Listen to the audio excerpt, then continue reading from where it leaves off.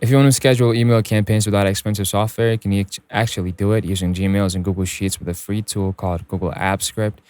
Start by creating a Google Sheet where you list your recipients, email subject lines, and message bodies. You can even personalize the messages by adding columns for names or other custom information. Next, go to extensions, then apps script, and paste it in a script that loops through your sheet and sends email using Gmail.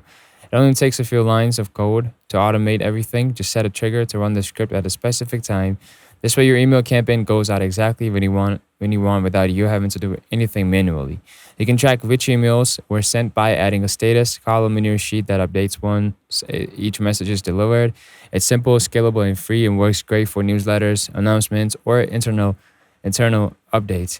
If this saved you some time, follow for more efficient workflows using free Google tools. And make sure to hit the like, subscribe, and comment down with any questions you might have about this video or anything in particular that you want me to make a video on about. Drop that as well in the comment section.